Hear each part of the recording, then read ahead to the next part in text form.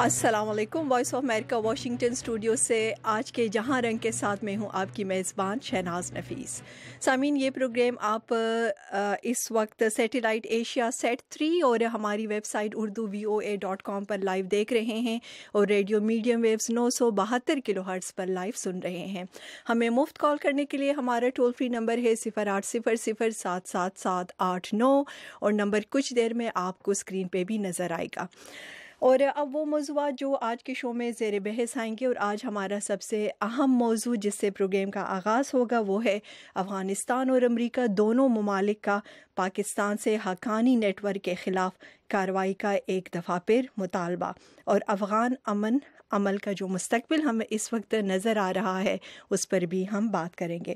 Programme کے دوسرے حصے میں ہارٹ آف ایشیا کانفرنس کے 5ویں اجلاس پر بات ہوگی جو کل سے دہلی میں شروع ہو رہی ہے، اور ساتھ ہی اس موقع پر کہا جا رہا ہے کہ پاکستان اور بھارت کے جو سیکرٹری خارجہ ہے ان کی ملاقاتیں بھی متوقع ہے. اور پروگرام کے آخر میں سامعین، کانگریس کے بعض اراکین کی جانب سے ان دنوں زور دیا جا رہا ہے کہ 9/11 حملوں کے بعد جو تحقیقاتی کمیشن بنائی گئی تھی، جنہوں نے جو ڈاکومنٹس تحقیقات پر مبنی جو ڈاکومنٹس ریلیز کیے تھے، اس کو ریلیز کرنے پر زور دیا جا رہا ہے. اس پر ہم بات کریں گے. ان ڈاکومنٹس میں جو ایک چیز سامنے آ رہی ہے اور جس پر کہ کافی بحث ہو رہی ہے، اور اس حوالے سے ایک بل بھی ان دنوں پینڈنگ ہے یہاں امریکہ میں، وہ ہے کہ ان ڈاکومنٹس میں 9/11 کے حملوں کا جو الزام ہے انڈائریکٹلی، یا اگر ہم کہہ لیں کہ دبے الفاظ میں، سعودی عرب جو ہے اس پر لگایا گیا ہے. تو اگر یہ ڈاکومنٹس ریلیز ہوں گے یا نہیں ہوں گے یہ بھی ایک اپنی جگہ سوال ہے، لیکن اگر ہوتے ہیں تو اس کے اثرات جو ہیں وہ کیا پڑیں گے، اس پر ہم بات کریں گے. پروگرام کے پہلے سیگمنٹ میں ہمیں جوائن کر رہے ہیں سینیٹر جنرل عبدالقیوم صاحب. ویل نون ڈیفنس اینالسٹ ہیں، رولنگ پارٹی PML کے آپ سینئر رہنما ہیں. ہمیں یہاں امریکہ سے جوائن کریں گے ڈاکٹر محمد تقی صاحب. آپ بھی معروف تجزیہ نگار ہیں، پاک افغان جو ایشوز ہیں اس پر آپ کی گہری نظر ہیں. اور یہاں اسٹوڈیوز میں میرے ساتھ ہیں voice of America Afghanistan service سے ابراہیم ناصر صاحب. جی، آپ کی تشریف آوری کا بھی بے حد شکریہ. اور آپ ہی سے ہم آغاز کرنا چاہیں گے کہ آج پارلیمنٹ میں ابراہیم صاحب ہم نے دیکھا کہ صدر غنی نے اپنے خطاب میں کافی سخت الفاظ جو ہیں وہ استعمال کیے ہیں افغان طالبان کے حوالے سے بھی، اور پاکستانی جو حکومت ہے ان کے حوالے سے بھی، فوج اور حکومت دونوں کے حوالے سے. اور انہوں نے یہ کہا ہے کہ پاکستان جو ہیں اس کو اپنے جو اس نے وعدے کیے ہیں اس پر عمل کرتے ہوئے حقانی نیٹ ورک کے خلاف اس کو کارروائی کرنی چاہیے. انہوں نے آگے چل کر یہ بھی کہا ہے کہ طالبان کے ساتھ مذاکرات کے سلسلے میں اب افغان جو حکومت ہے ان کو پاکستان سے کوئی امید نہیں ہے.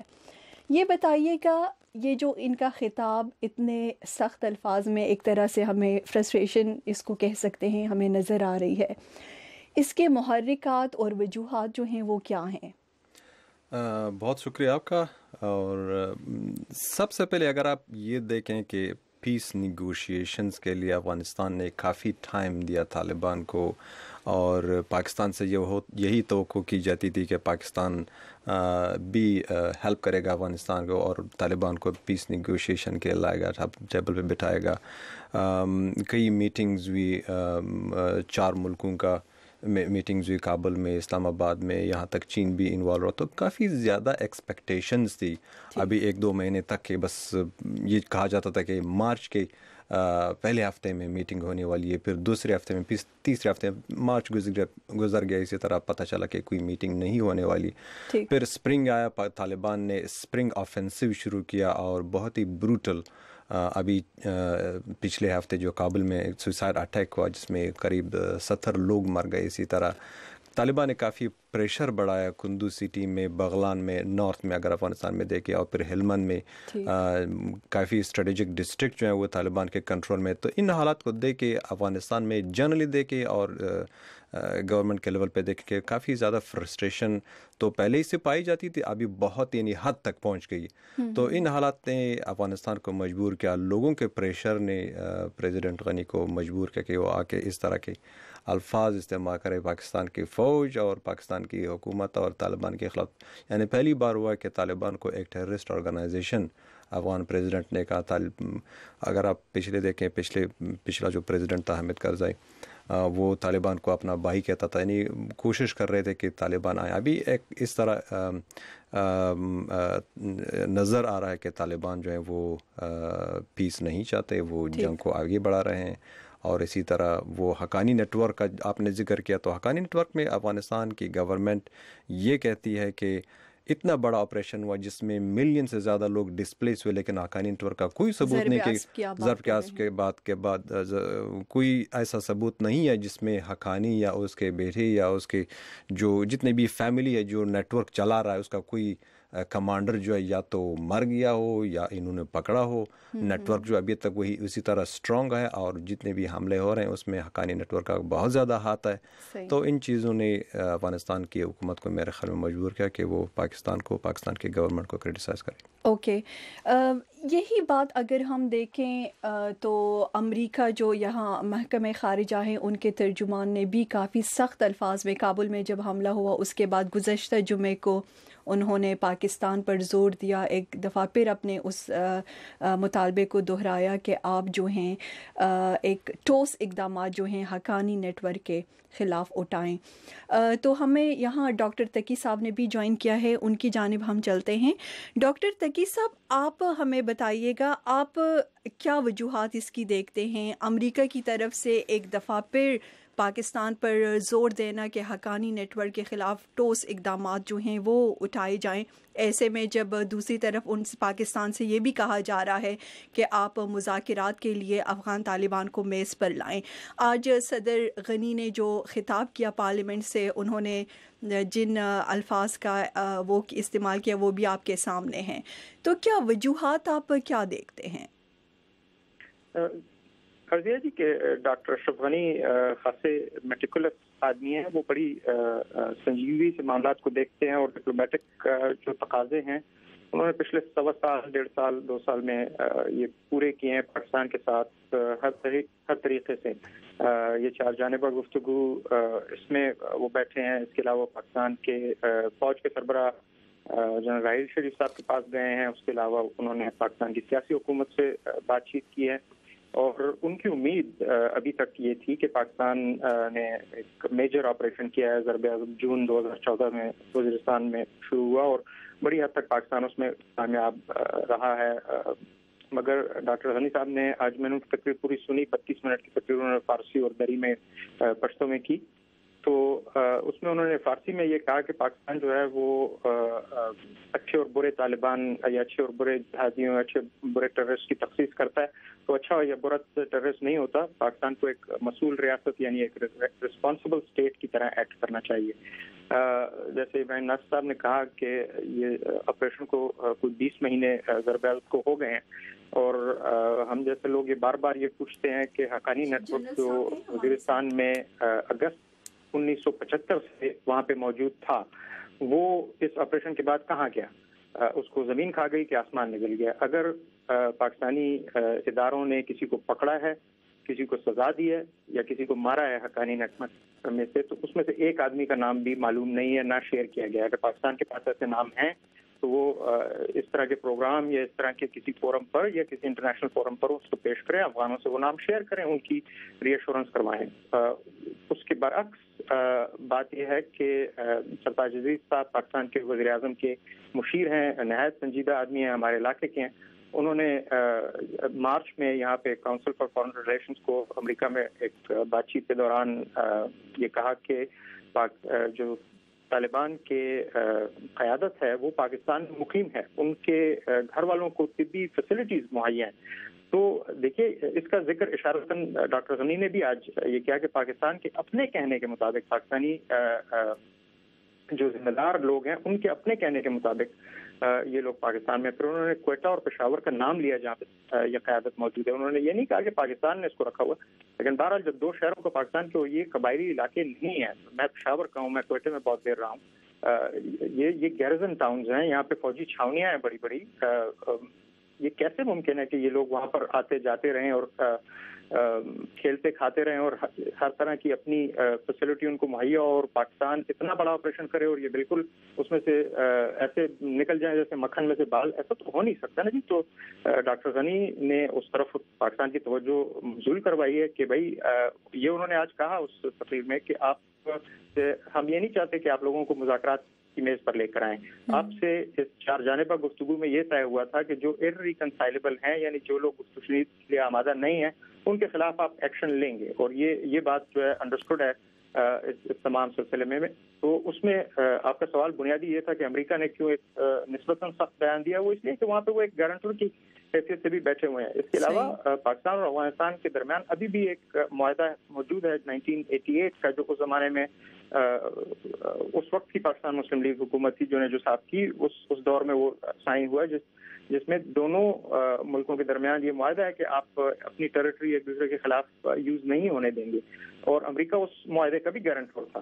تو باتیں جو ہیں وہ خاصی پیچیدہ ہیں, اور افغانستان میں جس طریقے سے پرسکون چل رہا ہے, جیسے ابراہیم صاحب نے ابھی بتایا, اور جو کابل میں 64 آدمی بے دردی سے مار دیے گئے, تو ڈاکٹر صاحب غنی کے اوپر تو ایک ڈومیسٹک دباؤ بھی ہے. اور اب یہ لڑائی کا زمانہ ہے وہاں پہ, دنیا میں اسپرنگ جو ہے وہ پھولوں کے ساتھ اس کا تاثر لیا جاتا ہے. افغانستان میں نوروز آتا ہے تو ہم کچھ تو خون کا سوچتے ہیں. تو یہ کب تک, یعنی ایک جنریشن گئی, 2 جنریشن جا چکی ہیں اس معاملے میں, اور امیدیں ان کو دیکھیے فرینکلی ان کو پاکستان کی سویلین قیادت سے امید رہی ہے, فوجی قیادت سے, خصوصاً جنرل صاحب راحیل شریف کی قیادت سے ان کو بڑی امید تھی, وہ GHQ جا کر ان سے ملے.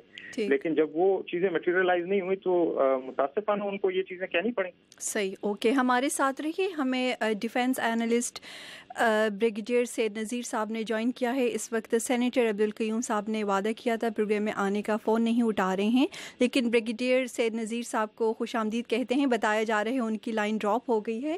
آپ بتائیے گا کہ جی ابراہیم صاحب یہ بتائیے گا کہ کیونکہ پاکستان سائڈ پہ ہمیشہ یہ بات کی جاتی ہے کہ طالبان پر کو میز پر لانا جو ہے, یا جو دہشت گرد گروپ ہیں ان کے خلاف کارروائی کرنا جو ہے وہ صرف پاکستان کی ذمہ داری نہیں ہے.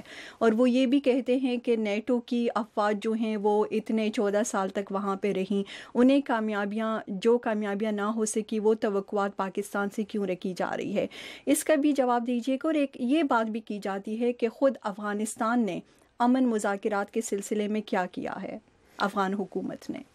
سب سے پہلے یہ کہ نیٹو نے کچھ نہیں کیا یا افغانستان کی گورنمنٹ نے کچھ نہیں کیا جو طالبان وہاں لڑ رہے ہیں, تو یہ بالکل یعنی رانگ کمپیریزن ہے پاکستان کے ساتھ. پاکستان لڑ نہیں رہا, پاکستان میں طالبان لڑ نہیں رہے تھے. پاکستان میں ان کے بیسز موجود ہیں, جہاں کسی ٹیررسٹ گروپ کے بیسز موجود ہوں ان کو وہاں سے ہٹانا کافی آسان ہوتا ہے. یہاں سے تو طالبان جاتے ہیں, نیٹو فورسز اور افغانستان کی گورنمنٹ ان کے خلاف لڑتی ہے, 10 مارتے, 50 مارتے یا 100 مارتے, اتنے اور پیدا ہو جاتے ہیں, وہاں چلے جاتے ہیں. افغانستان کے اندر طالبان کی کوئی بھی فورس جو ہے نا, جتنے بھی گروپس ہیں ان کے, وہاں بیسز نہیں بنا سکتے. دے can not operate from in side Afghanistan.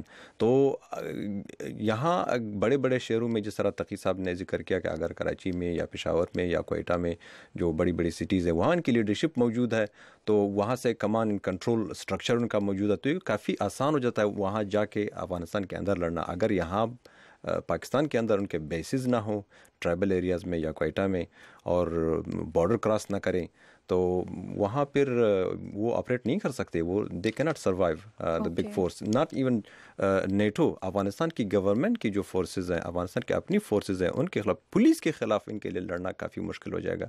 لیکن ایک بارڈر پہ اگر پہاڑوں میں ان کے بیسز موجود ہیں, وہاں سے وہ سوسائڈ بمر تیار کرتے ہیں, مدرسوں میں سوسائڈ بمر, وہاں جا کے سٹیز میں, تو یہ کافی آسان ہو جاتا ہے سوسائڈ بمر کے لیے کہ جا کے کہیں ڈسٹرکشن کرنا یا کسی چیک پوسٹ پہ جا کے کوئی راکٹ فائر کرنا. تو اتنے بڑے ملک میں جتنے یعنی ایک ماؤنٹینس ٹیرین جہاں افغانستان کا ہے جس طرح, اس میں ایک بندے کو پاکستان سے آنا افغانستان کی گورنمنٹ کے لیے, نیٹو کے لیے کافی مشکل ہو جاتا ہے.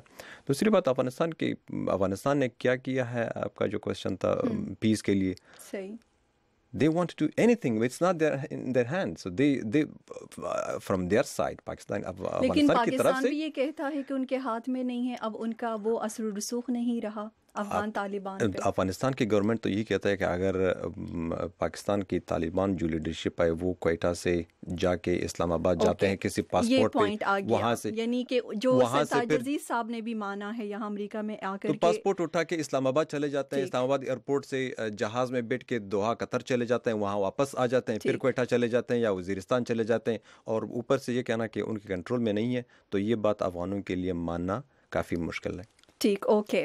بریگیڈیئر سید نذیر صاحب ہمارے ساتھ ہیں، یہ جو آپ نے پوائنٹ اٹھایا ہے اس پہ ہم ان کے کمنٹس لینا چاہیں گے۔ السلام علیکم بریگیڈیئر سید نذیر صاحب۔ جی وعلیکم السلام، بریگیڈیئر سننے والوں کو سلام۔ جی وعلیکم السلام۔ بریگیڈیئر صاحب، آپ نے جو صدر غنی ہے آج پارلیمنٹ سے انہوں نے خطاب کیا، کافی غصے میں وہ نظر آئیں، طالبان کے ساتھ مذاکرات اور پاکستان کے ساتھ تعلقات جو ہیں اس پر انہوں نے روشنی ڈالی ہے۔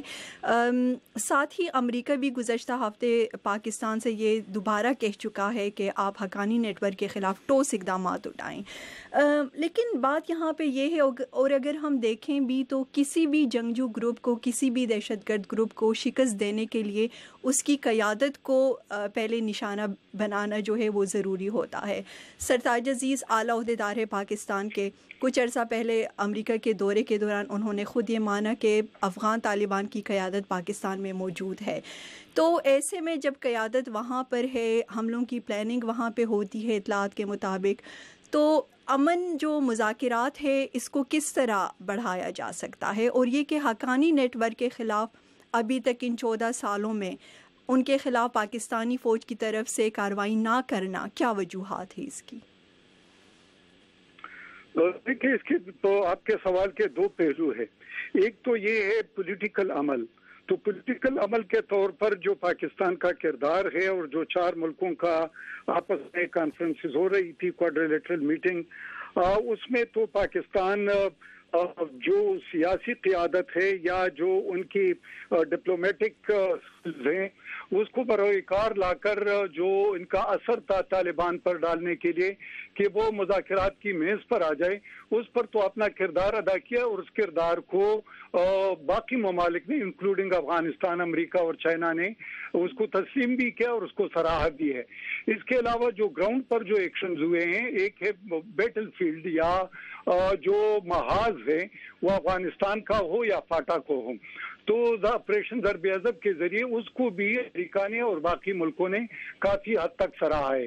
لیکن اس سے ایک بات سامنے آ گئی ہے کہ جب پاکستان نے آپریشن ضرب عضب اور اسپیشلی شمالی وزیرستان میں کیا تو حقانی نیٹ ورک کے جو ٹھکانے تھے وہ تو یا وہاں سے چلے گئے یا وہ ٹھکانے جو سطح زمین تھے وہ ختم ہو گئے، اور یا تو وہ باقی ٹرائبل ایریا میں یا بارڈر ایریا میں افغانستان کے پاس کے پتیکا اور باقی جو ملک صوبے ہیں اس میں چلے گئے۔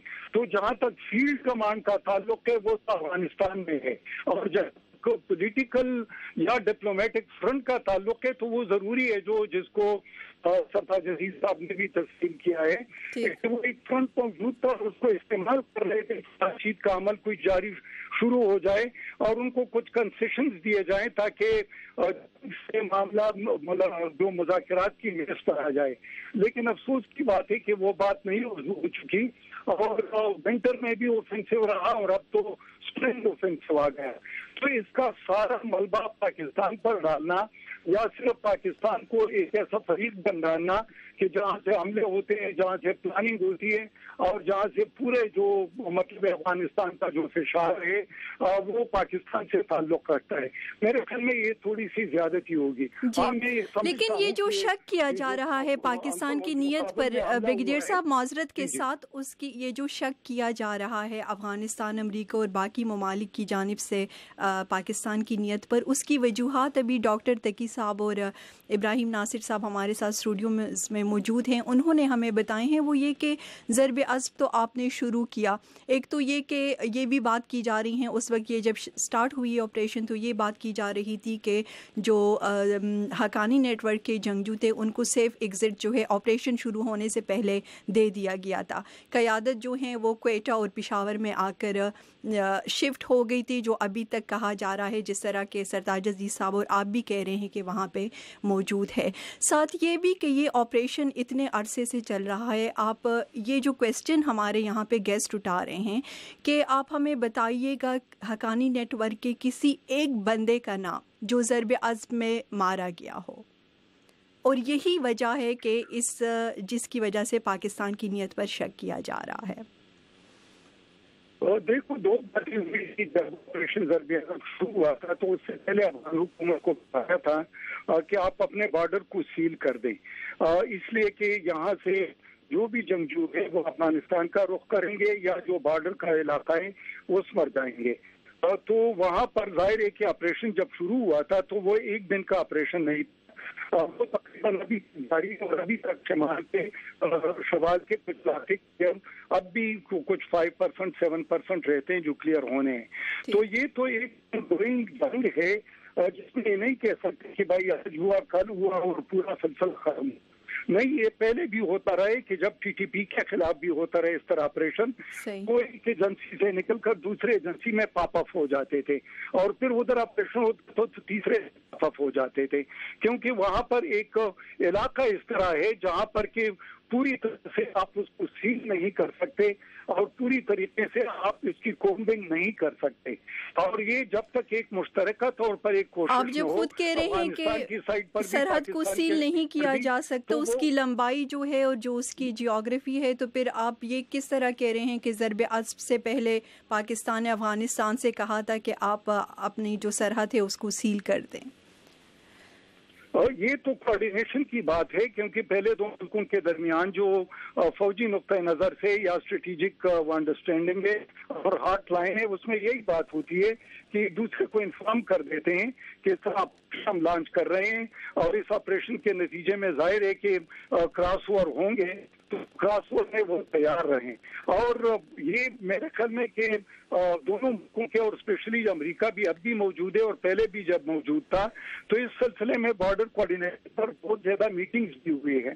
तो वाकई लेकिन यहाँ बात आज जो बात हो रही है ब्रिगेडियर साहब माजरत के साथ, वो बॉर्डर मैनेजमेंट की नहीं हो रही है। आज जो बात हो रही है वो इस वक्त जो अफ़गान तालिबान की क़यादत मौजूद है पाकिस्तान में, उस पे रिजर्वेशंस का इजहार किया है हमारे जो अमरीकी ओहदेदार हैं उन्होंने और अफ़गानी सदर गनी ने।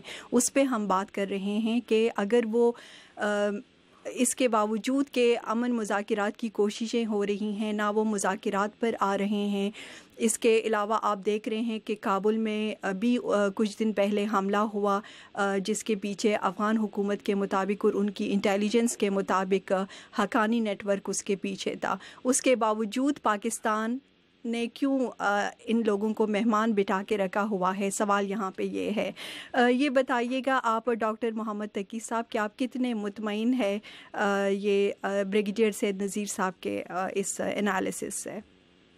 देखिए जी, बुनियादी सवाल यह कि अफगानिस्तान अगर बॉर्डर बंद कर देगा तो वहाँ पे वो काबुल नहीं जा सकेंगे ना। उनको कोयटा आने और पेशावर और इस्लामाबाद आने से कौन रोकेगा?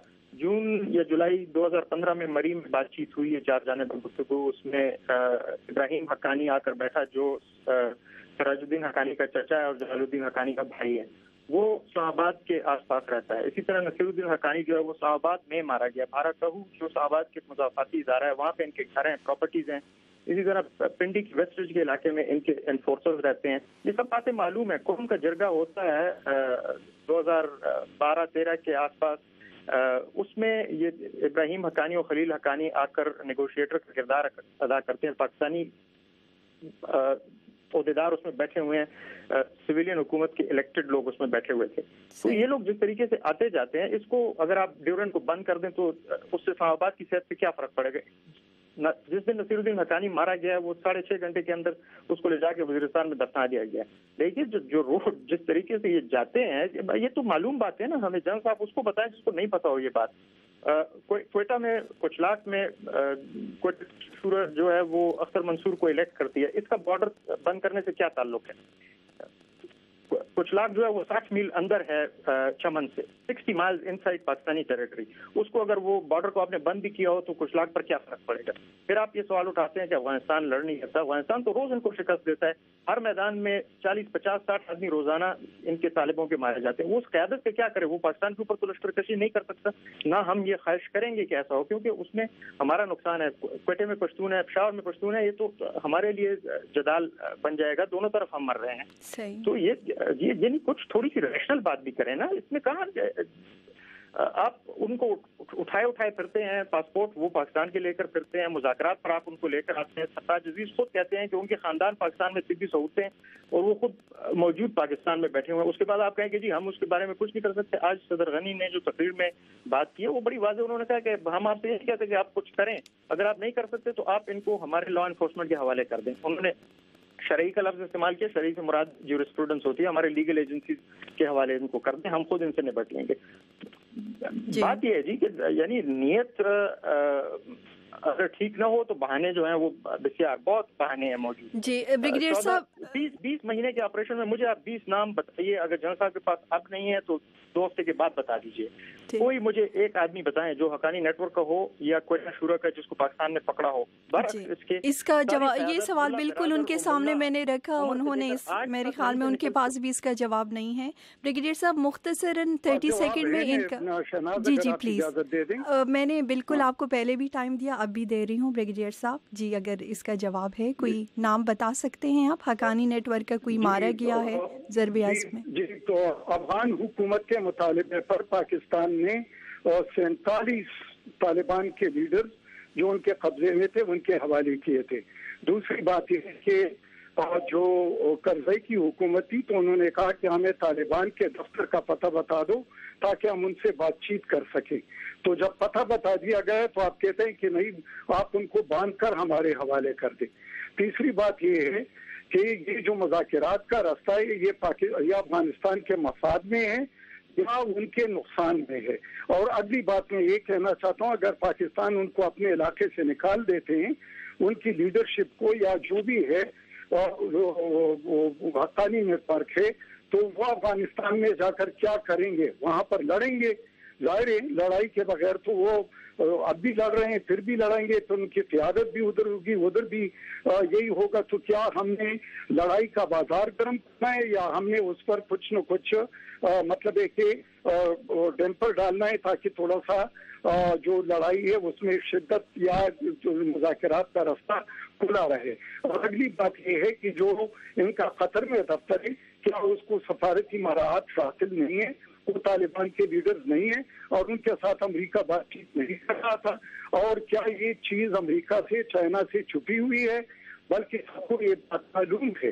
तो जाहिर है कि पाकिस्तान का एक किरदार है और उस किरदार को उस मिडल्स में वो निभा रहा है।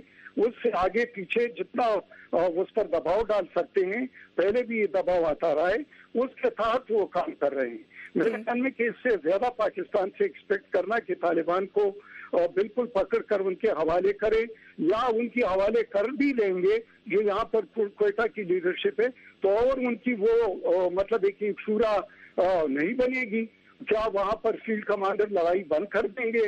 ये तो एक ऐसी बात है जो कि ब्लेम गेम है। ब्लेम गेम नहीं, असल ब्रिगेडियर साहब सवाल यहाँ पे ये है कि मौजूद है उसको आप कि ऐसा ग्रुप, ऐसा दहशतगर्द ग्रुप ब्रिगेडियर साहब जो इस वक्त अफगानिस्तान में, माजरत के साथ ब्रिगेडियर साहब, माजरत के साथ आपकी बात काट रही हूँ। बात यहाँ पे पॉइंट ये है कि ऐसा दहशतगर्द ग्रुप जो नॉन स्टॉप लगातार अफ़गानिस्तान में हमलों में मुलव्विस है, कर रहा है, उनकी क़यादत जो है वो यहाँ पे बैठी हुई है पाकिस्तान में। ख़ुद आप लोग ये मानते हैं कि हाँ यहाँ पर है, तो उनके ख़िलाफ़ कार्रवाई ना करना पाकिस्तान की जानिब से, इससे एक गलत मैसेज जो है वो आलमी बरादरी को जा रहा है, अफ़गानिस्तान समेत। तो यहाँ पे यही है पॉइंट कि इनके ख़िलाफ़ कार्रवाई जो है वो क्यों नहीं हो रही है, या इनको पाकिस्तान से निकाल दिया जाए अगर पाकिस्तान कार्रवाई नहीं कर सकता। देखो मैंने पहले भी कहा, अगर निकाल दिया जाए तो क्या वो अफगानिस्तान में बातचीत करेंगे या लड़ाई करेंगे? लड़ाई करेंगे ना, जाहिर है। ये बात सर, लोग आप पर उंगली तो नहीं उठाएंगे ना ब्रिगेडियर साहब, आप पर उंगली नहीं उठेगी। बात ये कहना चाहता हूँ कि क्या अमेरिका ये नहीं चाहता कि बच्चा, और पहले उन्होंने दोहा का दफ्तर नहीं बनाया था जब उसको रिकॉग्नाइज करने लगे थे, और साजिद बुई और बाकी जो गुआंटानामो बे से जो वो छोड़ रहे थे, अब्दुल-रहमान वगैरह, बाकी 5 वो इसके बदले कि भाई बातचीत उनके साथ शुरू हो जाए।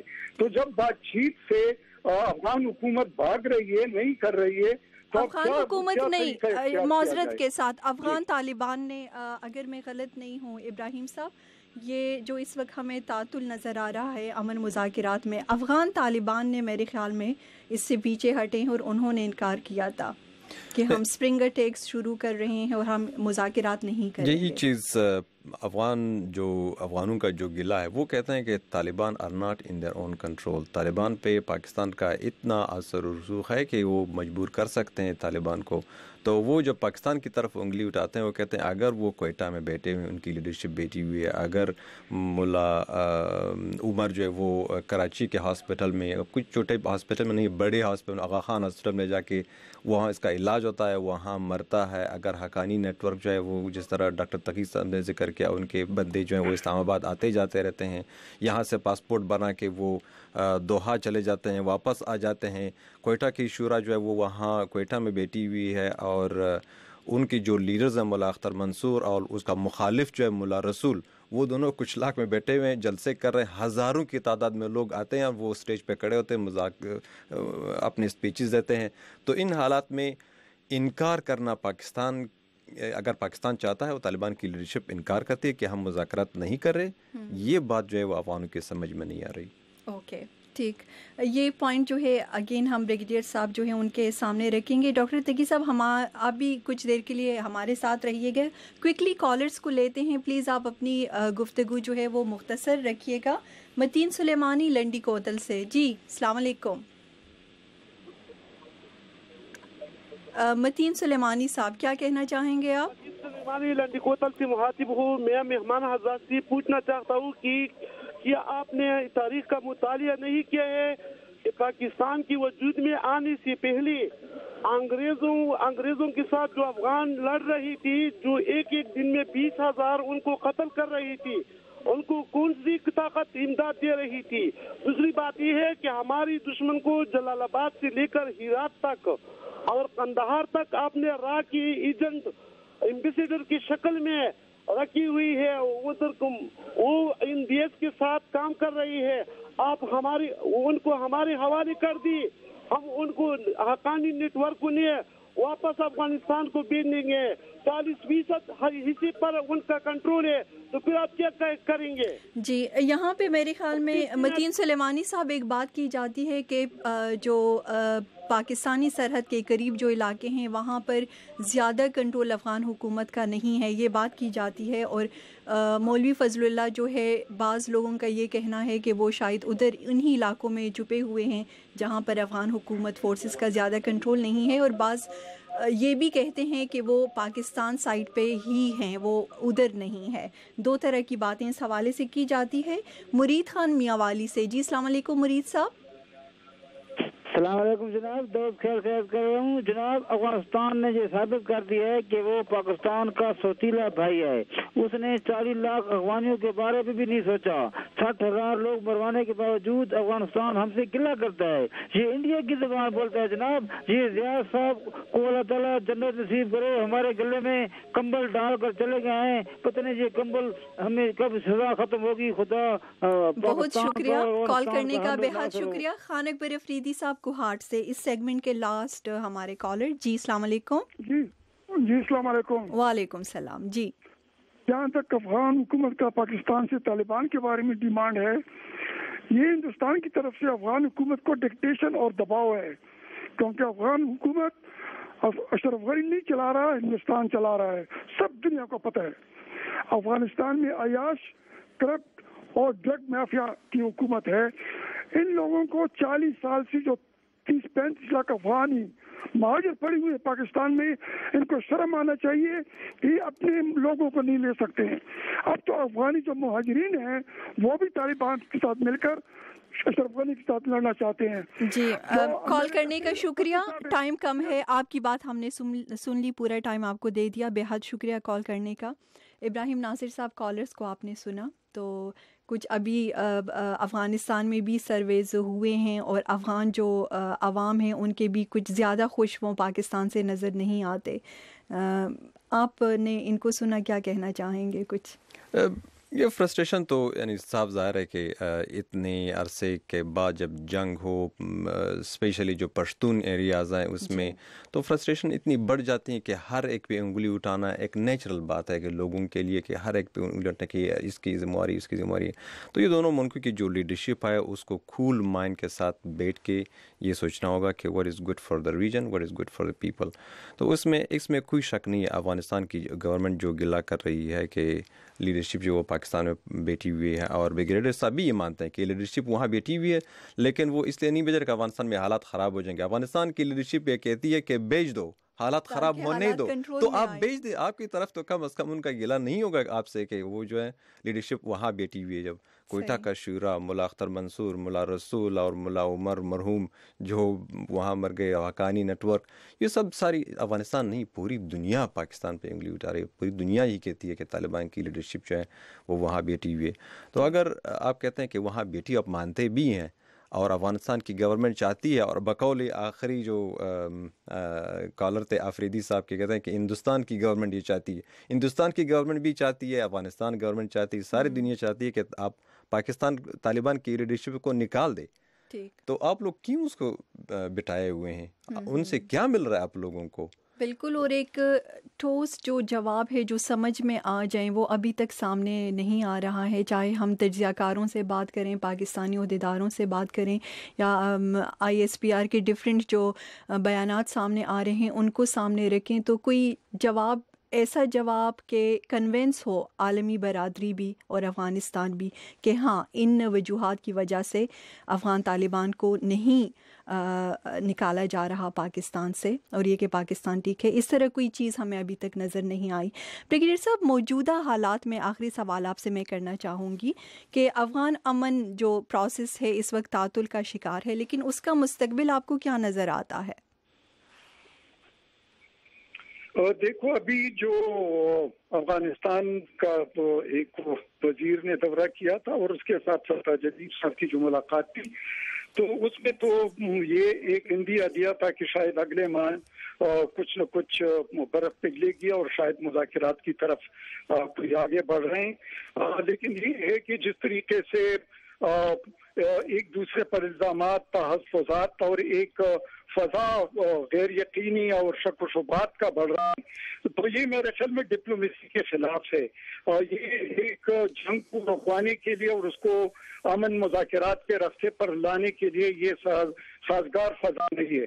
میرے خیال میں کہ دونوں حکومتوں کو اور سب کو ایک ایسا لائحہ عمل اختیار کرانا چاہیے کہ کوئی واقع ہو جائے تو اس پر پورے پروسیس کو یا دوسرے ملک کو پورے کا پورا مورد الزام نہ ٹھہرائے اور وہ عوام میں ایک ایسی بے چینی اور ایک قسم کی فضا قائم نہ کرے کہ وہ ایک دوسرے کے دشمن بنے یا ان کے شبہات بڑھ جائیں.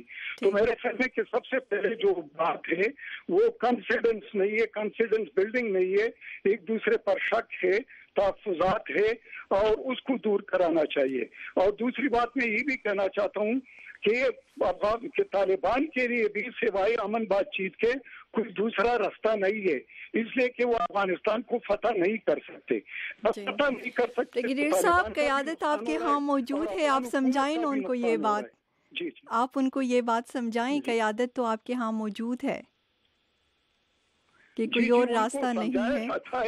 اور یہ پاکستان کا جتنا اثر ہے اس کو دیکھیں کہ جتنا اثر وہ ڈال سکتے ہیں اتنا ان سے ایکسپیکٹ کریں. بہت شکریہ بریگیڈیئر صاحب. اپنی حکومت کو جب وہ امریکہ حملہ کر رہا تھا تو پاکستان نے سمجھایا, سعودی عرب نے سمجھایا, لیکن انہوں نے اپنی بات مان لی اور اس پر اپنی ان کی حکومت بھی گئی. پاکستان نے سمجھایا, لیکن پھر اسامہ بن لادن کو پاکستان کون لایا؟ یہ بھی بہت سارے کویسچنز ہیں. یہ بہت وسیع ٹاپک ہے جس پہ بہت ٹائم جو ہے وہ درکار ہوتا ہے اس پہ بات کرنے کے لیے. لیکن بریگیڈیئر صاحب, آپ نے بہت شارٹ نوٹس پہ آج ہمیں ٹائم دیا, بے حد شکریہ آپ کا. تھینک یو سو مچ. ابراہیم ناصر صاحب voice of America Afghanistan service से आप मुंसलिक हैं, बहुत शुक्रिया आपके टाइम का। और हमारे साथ है डॉक्टर मोहम्मद तकी, अमरीकी तज्ज़िया निगार, यहाँ अमेरिका से आपने हमें ज्वाइन किया था। इस वक्त एक ब्रेक लेते हैं, ब्रेक से वापस आकर हार्ट ऑफ एशिया कॉन्फ्रेंस जो कल से शुरू हो रही है नई दिल्ली में, उस पर बात करेंगे। हमारे साथ रहिए, पहले लेते हैं एक ब्रेक। ग्लोबल इश्यूज पर दो टोक बात। मलिया साहिबा, क्या इसकी वजह इस्लामोफोबिया है? क्या यूरोप खौफजदा है? दुनिया भर से माहिरीन की राय। जब उनको मुहाजिरीन का सामना करना पड़ा तो उन्होंने कहा हाँ, हम मुहाजिरीन को लेने को तैयार हैं, लेकिन मुसलमान मुहाजिरीन को लेने को तैयार नहीं है। Cooperation with countries like Pakistan, which we're already partnering with in this fight against terrorism. कि पाकिस्तान का पूरा फोकस सिर्फ ये है कि भारत पाकिस्तान को जंग मुसल्लत ना कर सके। गैर जानिबदार बहस। रेमिट डेविस का वाक़या हुआ पाकिस्तान के अंदर, कहाँ थी अदालतें, कहाँ थी आज़ाद है कि हमारी अदालतें, क्या ये अदालतों का फैसला था? पाकिस्तान में देखें, एक तो कल्चर है साइलेंस का, और खास तौर पे जहाँ पे सेक्सुअल अब्यूज या कोई भी चीज़ इस मौजूद से जिसका ताल्लुक। इंडिपेंडेंस एवेन्यू, वाशिंगटन डीसी से मोहम्मद आतिफ के साथ।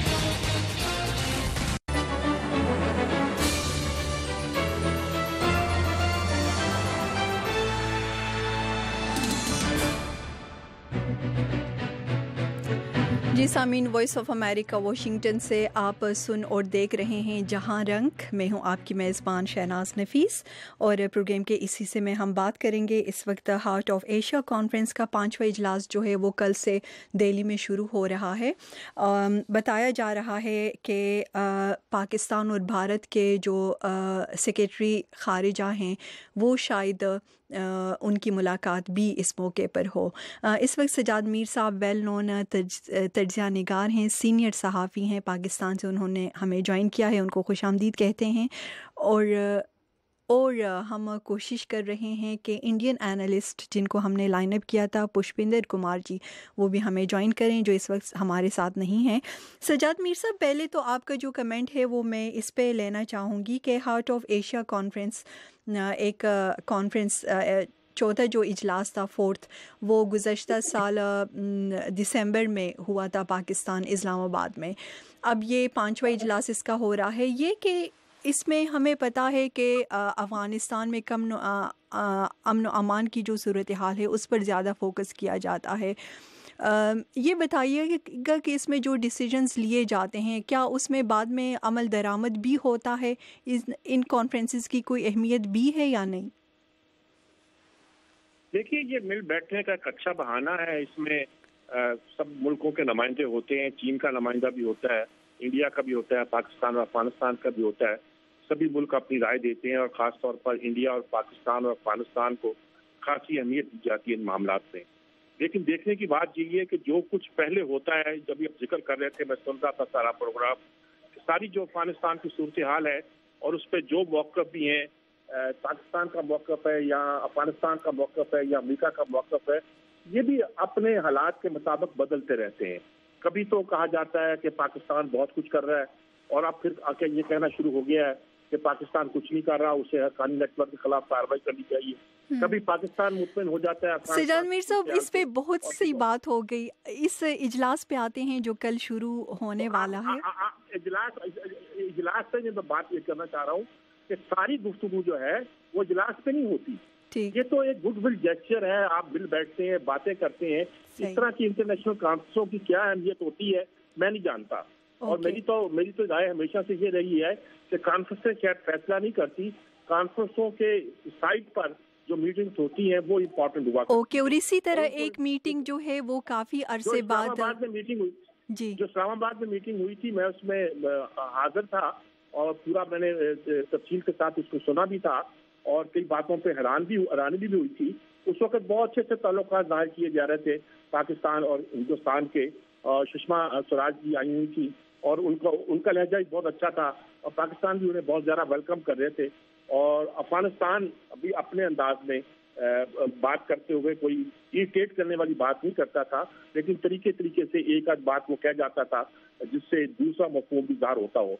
इससे यही मालूम होता है कि एक डिप्लोमेसी की जंग सी है जो इन मुल्कों के दरमियान चल रही है और ग्राउंड रियलिटीज को कोई रियलाइज नहीं कर रहा। असल सूरत हाल की अफगानिस्तान की असल सूरत हाल ये है कि अभी आप जो नेटो की और अमेरिकन फोर्सेज वहाँ मौजूद हैं और जिन्हें जाना था 15 के आखिर तक, बल्कि उससे पहले तो 11 के आखिर तक जाना था, वो जा नहीं पा रही।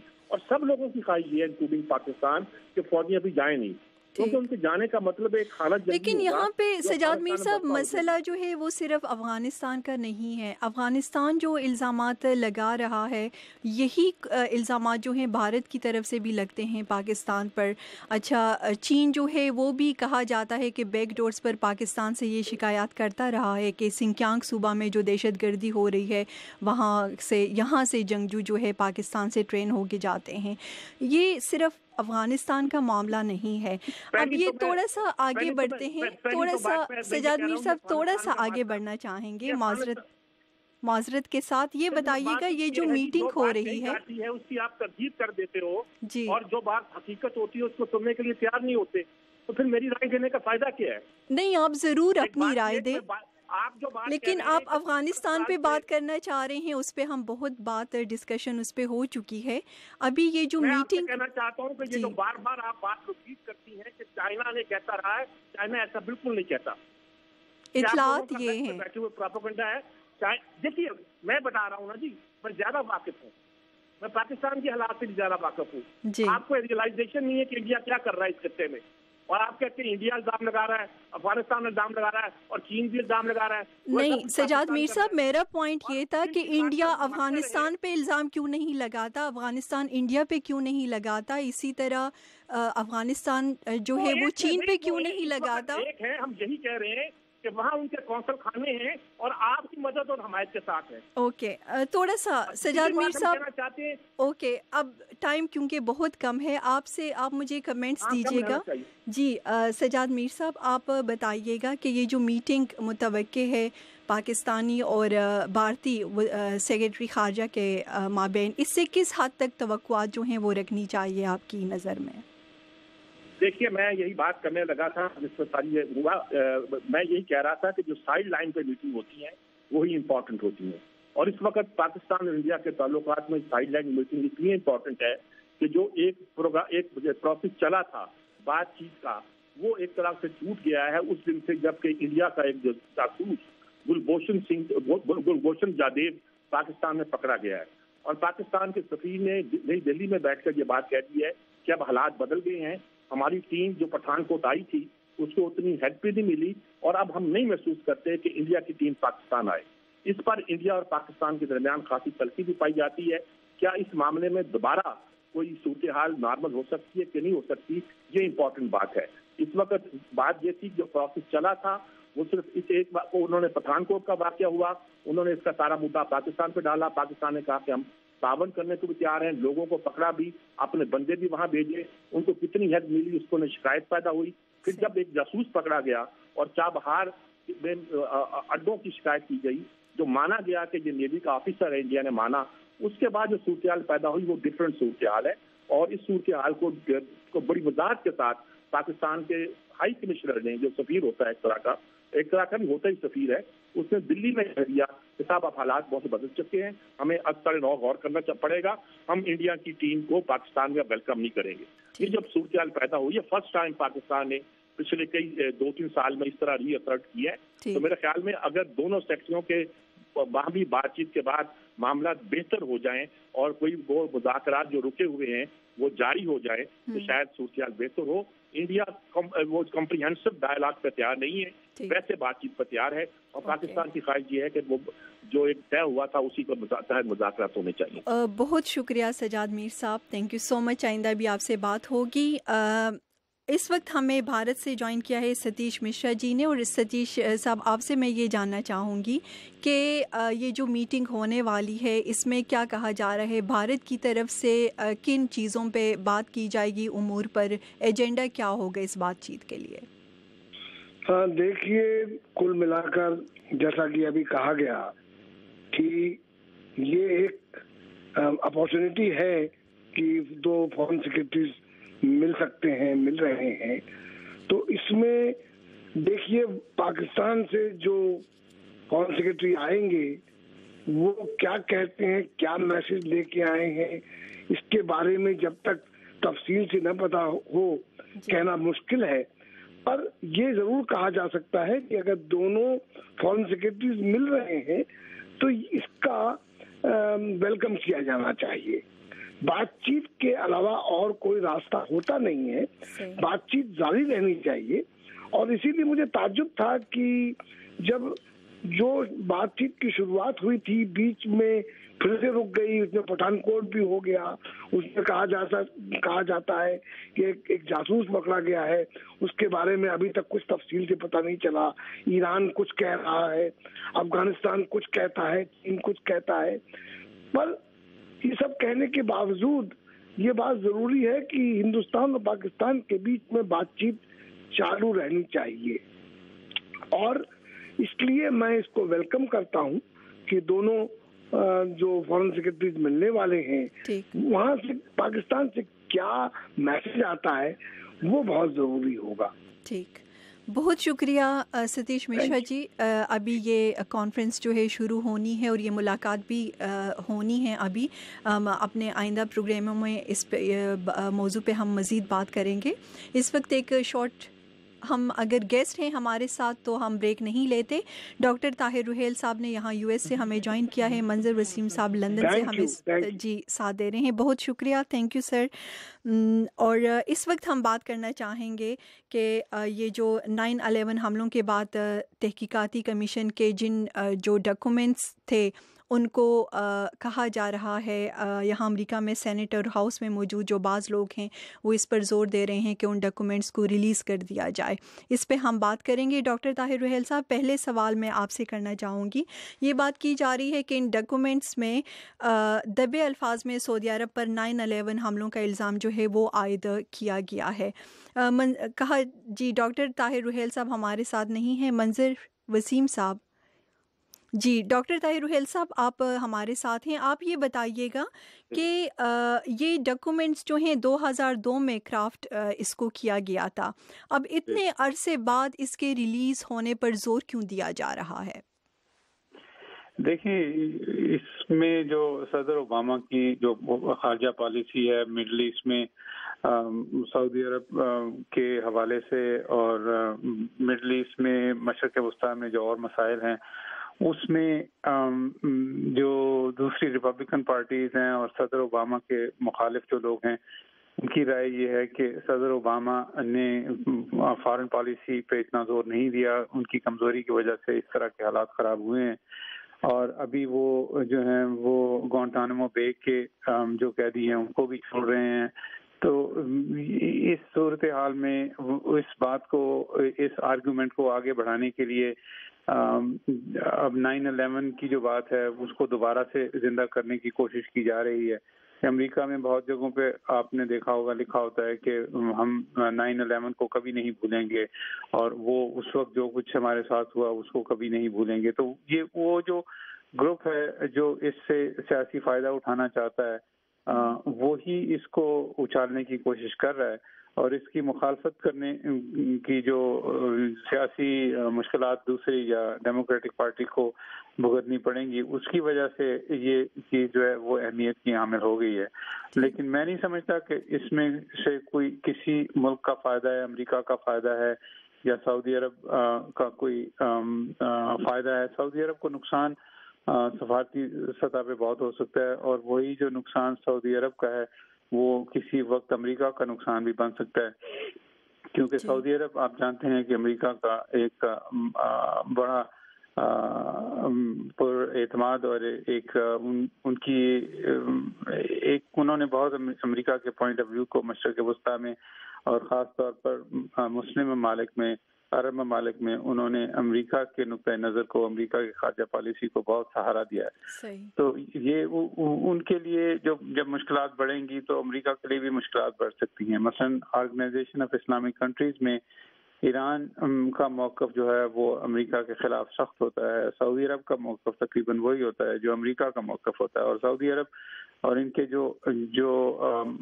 ہماری ممالک ہیں جیسے پاکستان ہو گیا وہ سعودی عرب کی وجہ سے امریکہ کی کافی حد تک وہ ساتھ دیتے ہیں. تو جی لیکن اگر اس کا نقصان ہے، آپ کا یہ کہنا ہے اگر یہ دستاویزات ریلیز ہوتی ہیں تو کیا جو اراکینی کانگریس ہے ان کو یہ اندازہ نہیں ہے کہ اس سے امریکہ کو نقصان ہوگا، فائدہ نہیں پہنچنا؟ جی وہ ان کو اندازہ ہے. وہ اس ڈیبیٹ میں میں بھول گیا ہوں کہ کس نے یہ بات کی کہ کانگریس مین نے یہ بھی کہا ہے کہ امریکہ کی جو مثلا ابھی افغانستان میں ڈاکٹرز وداؤٹ بارڈرز کے اسپتال کے اوپر بمباری غلطی سے انہوں نے کی، اس سے جو جانی نقصان ہوا، تو اگر 9/11 کے کمیشن کی بنیاد کے اوپر امریکہ اپنے آپ امریکہ کسی اور ملک کی ساورن امیونٹی جو ہے اس کو توڑ سکتا ہے اور یہاں مقدمہ چل سکتا ہے، اور سعودی عرب کے کچھ بلین ڈالرز جو ہیں یا ہزاروں بلین ڈالرز جو ہیں ان کو وہ خطرے میں ہو سکتے ہیں. تو امریکہ کے اوپر بھی اس طرح کے مسائل ہو سکتے ہیں. بعضیہ میں انہوں نے یہ بھی ذکر کیا کہ چائنا کی ایمبیسی جو ہے اس کے اوپر غلطی سے امریکن ہوائی جہازوں نے بمباری کی اور اس میں جانی نقصان ہوا، تو وہ بھی لائبلٹی تو یہ ساری چیزیں تو ریسیپروکل ہوتی ہیں، ایک سائڈ سے اگر ہوگی تو دوسری سائڈ سے ہوگی. پاکستان میں بھی ایک زمانے میں سپریم کورٹ جو تھا انہوں نے ایک اپیل کنسیڈر کی تھی وزیرستان کے ایک آدمی کی، جس میں CIA کے ایک آفیسر کو شاید نام لے کے ان کے خلاف ایک لحاظ سے پرچہ درج کرانے کی کوشش کی تھی، تو پھر وہ ایمبیسی سے ان صاحب کو واپس بلانا پڑا. تو اس طرح کی مشکلات امریکہ کے لیے بھی بڑھ سکتی ہیں، کیونکہ یہ دونوں ملکوں کے لیے. آپ کا کہنا ہے کہ اگر جاری ہوتی ہے، ریلیز ہوتی ہے یہ ڈاکومنٹس تو فائدہ جو ہے وہ نہیں ہوگا، نقصان اس کا ہو سکتا ہے. منظر وسیم صاحب، آپ سے میں بات کرنا چاہوں گی. اس وقت صدر اوباما جو ہیں وہ جرمنی میں موجود ہیں. یہ بتائیے کہ وہاں پہ انہوں نے یہ اعلان کیا ہے کہ وہ شام میں مزید 250 اسپیشل امریکی فورسز جو ہے اس کو تعینات کرے گا. اس سے وہاں جو گراؤنڈ سچویشن ہے اس پہ کیا فرق پڑے گا؟ جی گراؤنڈ سچویشن پہ سچ کوئی بڑا فرق نہیں پڑے گا اتنے سے لوگوں سے، لیکن کوآرڈینیشن اور ٹریننگ کی کام کر رہے ہیں وہاں پر جو ہیں اسپیشل آپریٹرز ہیں اور اسپیشل فورسز جو ہیں امریکہ کی. تو ابھی جس طرح وہ 50 کے قریب ہیں وہاں پر، تو ان کو 250 کر رہے ہیں، جس سے کہ یہ فائدہ ہوگا کہ جو لوکل ملیشیاز ہیں ان کو گائیڈنس مل سکے گی کہ کہاں پہ جا کے اٹیک کرنا ہے اور کس وقت کرنا ہے اور کس طریقے سے کوآرڈینیٹ کرنا ہے. تو ان چیزوں کے لیے ان کو یہ بھیج رہے ہیں، لیکن میرا نہیں خیال کہ گراؤنڈ کے اوپر ایک دم سے بہت بڑا اس سے کوئی فرق پڑ جائے گا. اور جہاں تک سیریا کی سچویشن ہے وہ دنوں کے اندر بدل جاتی ہے، بلکہ کئی دفعہ تو ایسا ہوا ہے کہ صبح کے وقت ڈفرنٹ سچویشن تھی اور شام کو. اس کے علاوہ صدر اوباما جو ہیں اس دورے کے دوران برطانیہ، فرانس اور جرمنی کے عہدیداروں سے بھی یہ کہہ رہے ہیں کہ وہ مزید مدد جو ہیں وہ کریں داعش کے خلاف جو اس وقت جنگ ہے. تو مزید کیا کر سکتے ہیں یہ کنٹریز؟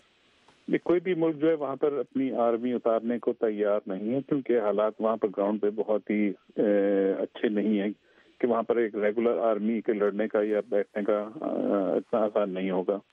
تو میکسیمم یہ کر سکتے ہیں کہ ایئر سپورٹ دی جا سکتی ہے، لیکن وہ بھی اس وقت جتنی کوانٹٹی دی جا رہی ہے وہ کیا بڑھا لیں گے.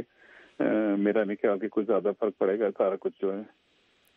بہت شکریہ آپ کا ڈاکٹر طاہر روحیل صاحب اور منظر وسیم صاحب. اور سامعین، اس وقت پروگرام کا ٹائم جو ہے وہ بالکل ختم ہو چکا ہے. اس کے ساتھ ہی شہناز نفیس کو voice of America Washington studio سے نیکسٹ ویک تک اجازت دیجیے. اپنا بہت خیال رکھیے. اللہ حافظ.